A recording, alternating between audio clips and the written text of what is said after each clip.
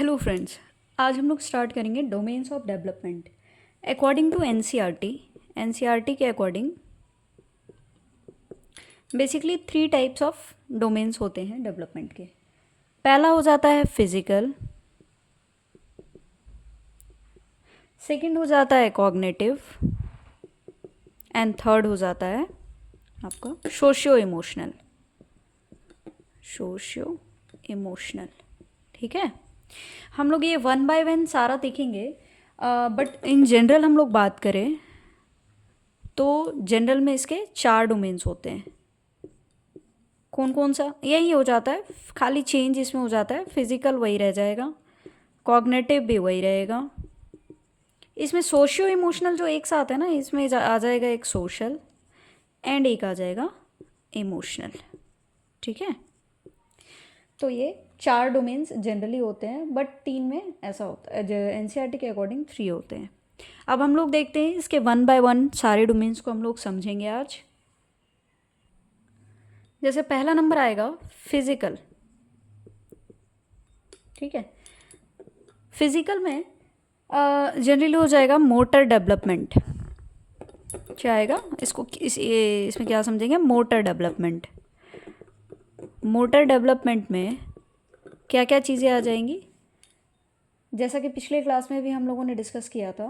ठीक है, बेसिकली इसमें होता है muscular development and coordination. Muscular development and coordination. ठीक है, इसके 2 टाइप होते हैं, एक होता है ग्रॉस, एक होता है फाइन। ठीक है, ग्रॉस में आपका कैसे क्या क्या चीज़ें आ जाती है, जैसे मसल्स आ जाएंगे। ठीक है, रनिंग हो जाएगा, डेवलपमेंट ऑफ मसल्स, जिसमें रनिंग एक्टिविटीज़ क्या क्या आएंगी? जंपिंग, साइकिलिंग,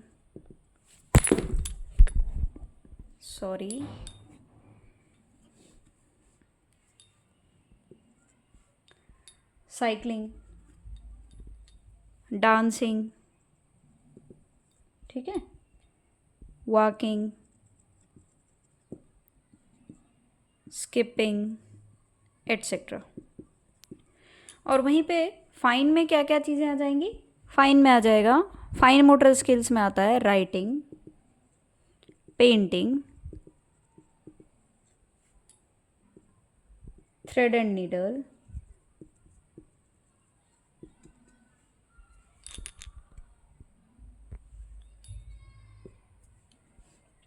निटिंग मीन्स बुनाई, ठीक है, टाइपिंग,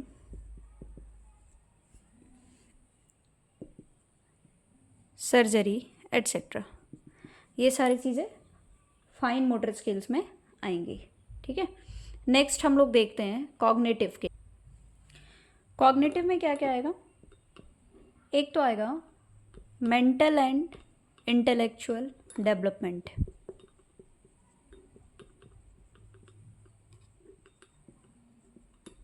इसमें क्या क्या चीज़ें आएंगी? इसमें आ जाएगा थिंकिंग, जैसे कि आप लोग नाम से ही समझ रहे होंगे, reasoning, memory, attention, imagination, decision making,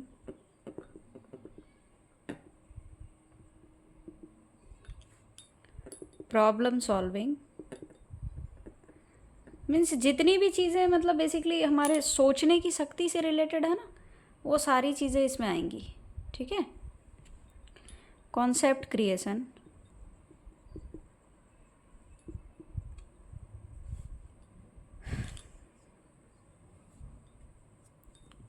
ठीक है, ये सारी चीज़ें मेंटल एंड इंटेलेक्चुअल डेवलपमेंट के अकॉर्डिंग आएंगी। अब नेक्स्ट क्या है हमारा, इसी में है, मतलब कॉग्निटिव में ही आ जाता है, एक हमारा आ जाता है लैंग्वेज डेवलपमेंट। ठीक है, लैंग्वेज डेवलपमेंट में जैसे कि हम लोग जानते हैं कि पहले स्मॉलेस्ट यूनिट ऑफ साउंड से बच्चे स्टार्ट करते हैं, फिर उसका मीनिंग से स्टार्ट करते हैं, फिर स्ट्रक्चर और रूल्स को समझते हैं, and then sense of syntax. Means इसका ग्रामेटिकल में यदि हम लोग नाम देखें तो पहले फोनेम से स्टार्ट होता है, जिसमें क्या हो जाता है, smallest unit of sound, smallest unit of sound, ठीक है। नेक्स्ट हो जाता है मॉर्फेम।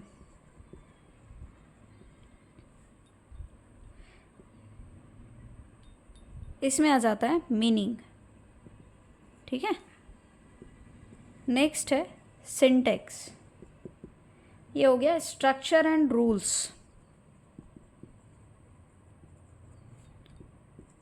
फिर आ जाता है सिमेंटिक्स, इसको समझना, सिंटेक्स को सेंस करना, सेंस ऑफ सिंटेक्स, इसकी समझ कि रूल्स कैसे बना, इसको इंटरप्रेट करना, है ना। इसी में एक चीज़ याद रखिएगा, कभी कभी हो सकता है पूछा जाए कि प्रोफेसर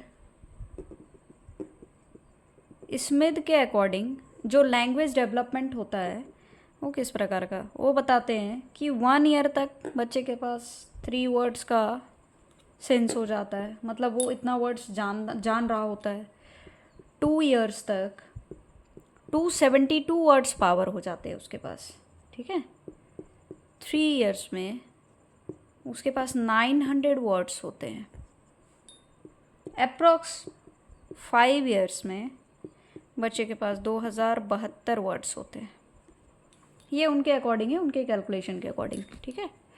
तो ये जस्ट एक आप ऐसे ही ध्यान में रखिएगा।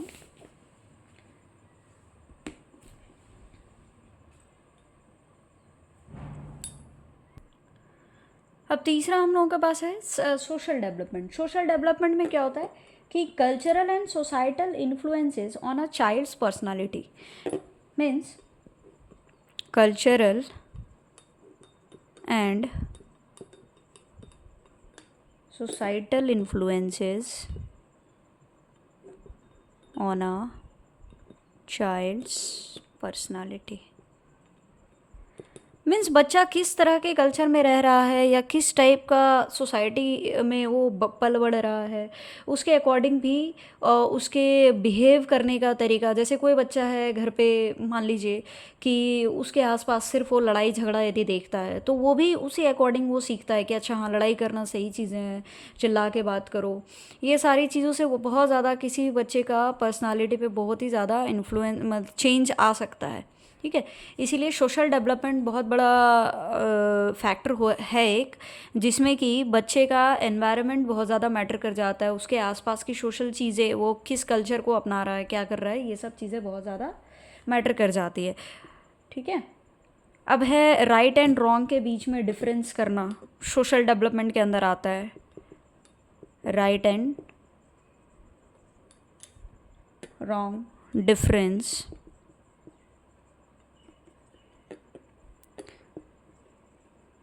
फिर खुद में एक चेतना करना, ठीक है।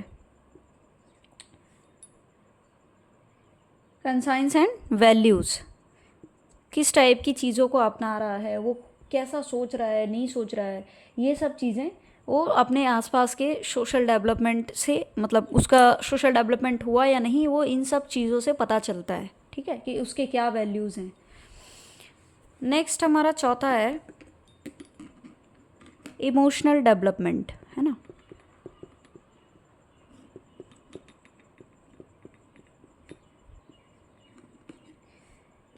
इमोशनल डेवलपमेंट से हम लोग समझते हैं कि बच्चा का मतलब बेसिकली फियर, डर की भावना कैसी है उसकी, नहीं है, वो कितना डर रहा है, किससे डर रहा है, ठीक है।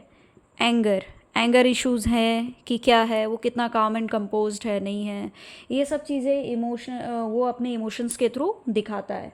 गुस्सा करता है, ठीक है, प्यार भी जताता है, डरता भी है, ये सब चीज़ें क्या है उसमें इमोशनल डेवलपमेंट को मतलब एक तरह से दिखाती हैं कि उसका हुआ है या नहीं। अब जब ये चारों चीज़ें किसी बच्चे में सारी चीज़ें डेवलप हो गई तो ये सारी क्या कहलाती है, हॉलिस्टिक डेवलपमेंट कहलाती है। तो किसी भी बच्चे का हॉलिस्टिक डेवलपमेंट कब होगा, जब उसमें फिज़िकल ग्रोथ भी उसका हुआ हो, ठीक है, कॉग्निटिव डेवलपमेंट भी हुआ हो एंड सोशियो इमोशनल डेवलपमेंट भी हुआ हो, है ना। ठीक है, तभी हम कह सकते हैं कि बच्चे का क्या है, हॉलिस्टिक डेवलपमेंट हुआ है। ठीक है, आज के लिए इतना ही। नेक्स्ट में हम लोग डिस्कस करेंगे factors influencing development. Thank you friends, bye bye.